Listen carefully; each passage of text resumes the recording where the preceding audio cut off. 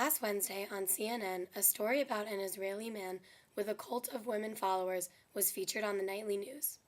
Goel Raz-Tan is believed to be involved with over 30 women and fathered over 60 children.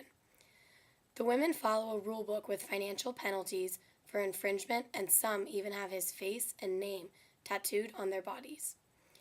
I took to the internet to learn about the story and found that Goel was recently arrested on accounts of sexual abuse, enslavement, rape, and extortion. The issues in the article led me to think about the philosophical questions at hand. Sartre is one philosopher that might have an interesting opinion on this subject. In his lecture, Existentialism is Humanism, Sartre believes that humans should go against society and create their own values. He believes humans can do this because they have a radical freedom. Raz-Tan has gone against what Israeli society expects of him and consequently created his own set of values and goals to follow. He may be different, but he is not a criminal, Raz-Tan's lawyer commented. However, social barriers that exist, such as the government, oppose Sartre's idea of total freedom by limiting Raz-Tan's actions through punishment. Sartre also lectures that with freedom comes a direct relationship of responsibility. This responsibility is for oneself, but also for all of humanity. Raz-Tan is accountable for his actions and must accept the consequences that follow. But does this mean that Raz-Tan thinks that humanity could benefit from polygamy and that women should follow a code of conduct?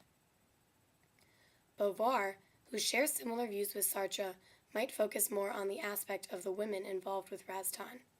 In her book, Women as the Second Sex, Beauvoir argues that one is not born a woman, but becomes one through her upbringing and society's values. In Raz-Tan's handbook, it states, "No women shall sit idle when there are dishes to be washed, cleaning to be done, children to look after." Beauvoir might argue that these women were not born to be wives, mothers, and maids to Raz-Tan, but over time have come to embody certain traits and attitudes associated with women. In Beauvoir's book, she uses the figure of the other to explain how women have become secondary to men.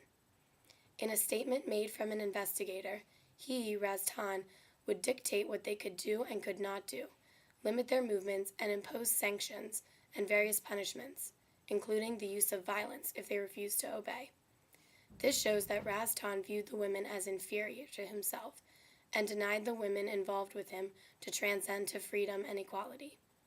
According to the article, Raz-Tan is not to blame because the women consented willingly to relations. Beauvoir would argue that by the women consenting to Raz-Tan's actions, they are further agreeing with the stereotype of women and are not helping to give future women the same freedom as men. Both Sartre and Beauvoir offer insight into the philosophical themes of this recent issue.